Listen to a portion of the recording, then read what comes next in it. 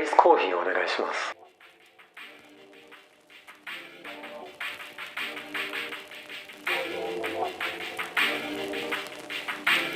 Get going, Simon. Just don't be distracted by the what-ifs, should-haves, and if-onlys.